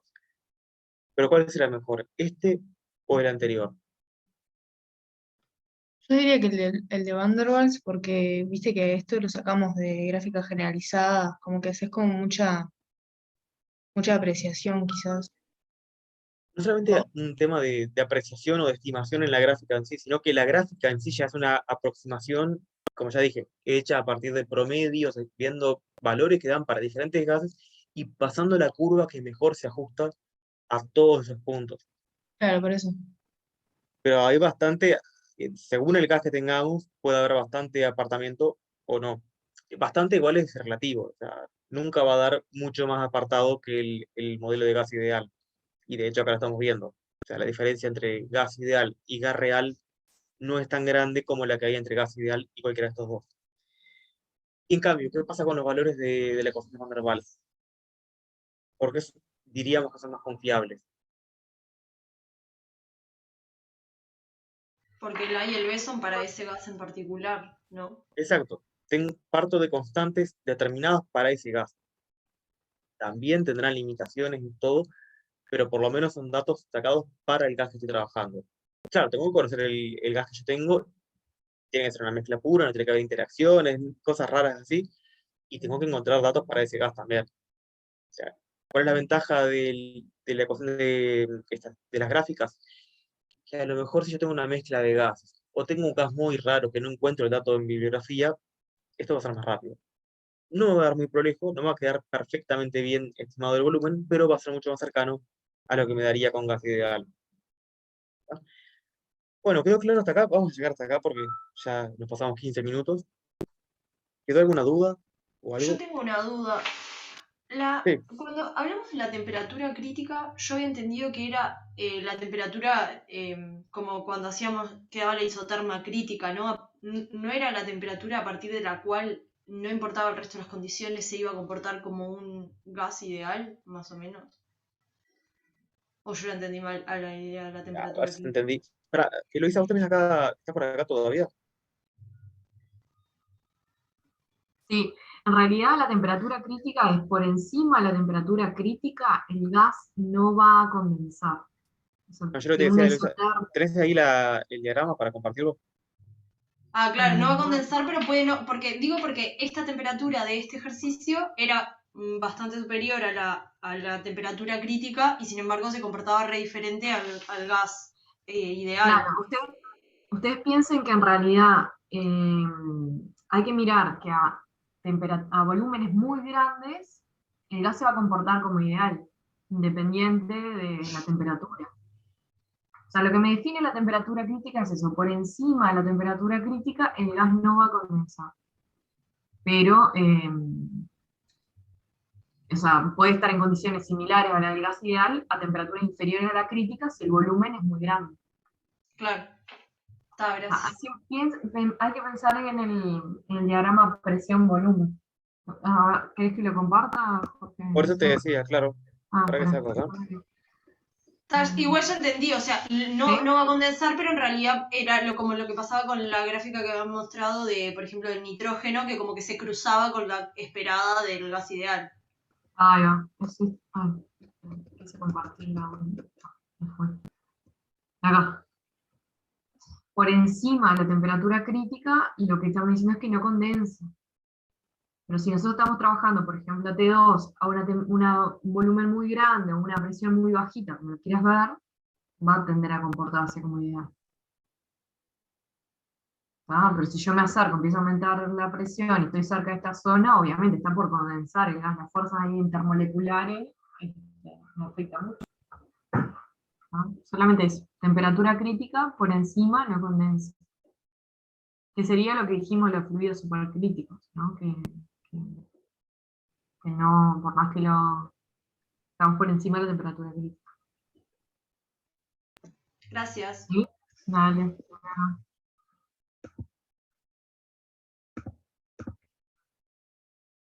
Bueno, dejamos por acá entonces. Si no hay más dudas, nos vemos tienen la semana que viene con Néstor y conmigo van a tener clases de problemas después de los primeros teóricos. Nos vemos.